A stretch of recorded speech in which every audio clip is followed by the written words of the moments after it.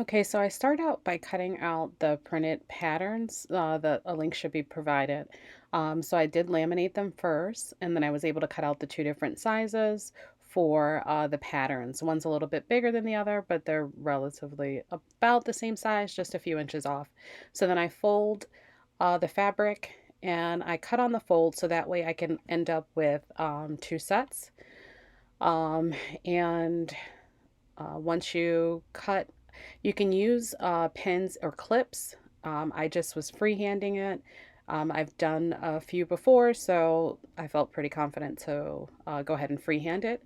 But again, if you feel like you need clips or pins, feel free to use them. I flip the fabric inside out, put it off to the side, and I do the smaller piece. The mask will be reversible, which is why we're cutting four pieces instead of just the two. And then it allows for extra filtration in between. Um, and this is just me threading the machine and getting ready to sew. So you sew along the rounded edges.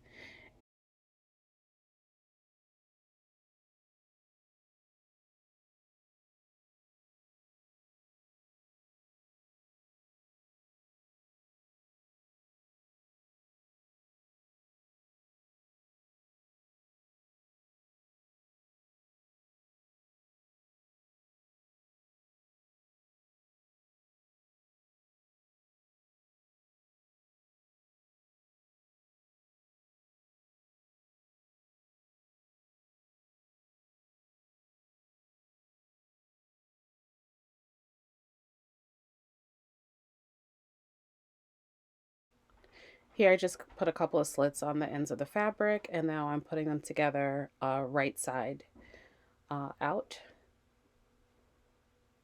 and just sewing along the right side all across the top of the fabric, or the top edge of the mass, I should say, and also the top of the fabric.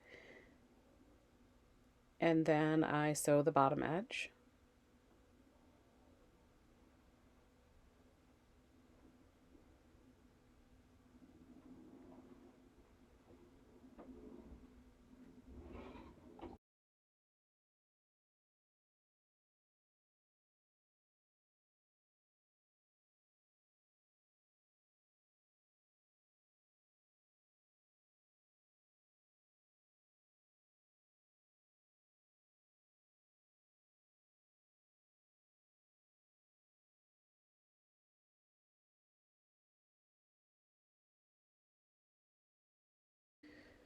So after putting slits in it, then I match up the top pieces and just sew across the second one, the same as I did on the first one.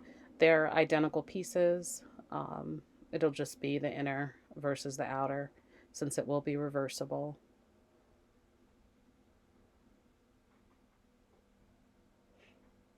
Now here I decided to just reinforce it. So right down the center where the seams connect, I just went ahead and reinforced and put another stitch, and then I just flipped it over and went back down the other side, just to again reinforce it, since you're going to keep rewashing it and reusing it again and again.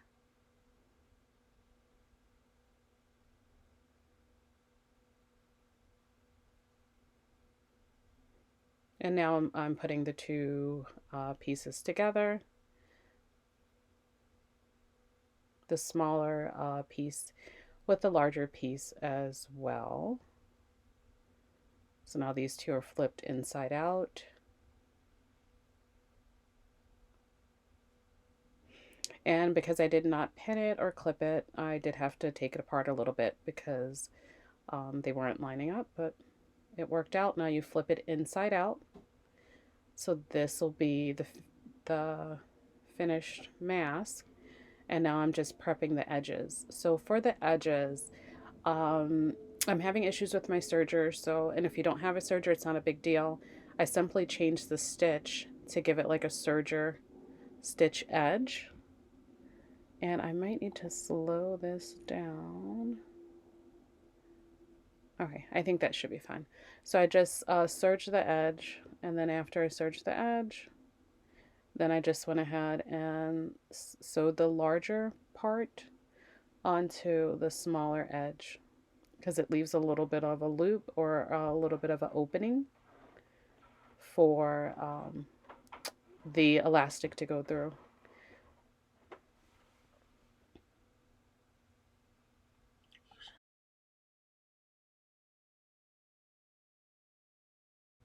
So after both of the edges are sewn in, the space for elastic, I just reinforced it.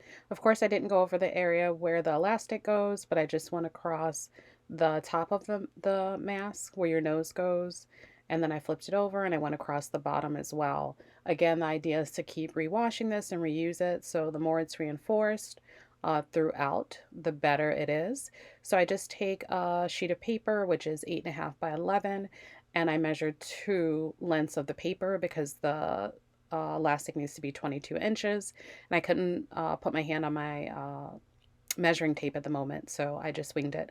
I had a hard time getting it in. I originally used a safety pin, but I didn't have my safety pin within reach. So since I was sitting at my desk, I went ahead and I used a paper clip to thread the elastic. It worked perfect. And I just went over the elastic with the same zigzag stitch that I use for the edges. I just went over the elastic to make sure that it binds pretty well with a zigzag stitch. And that's pretty much it. That's the mask. I'll try it on to my little stuffed animal. Of course, it doesn't fit like it would fit a person, but it fits well and it fits around the nose.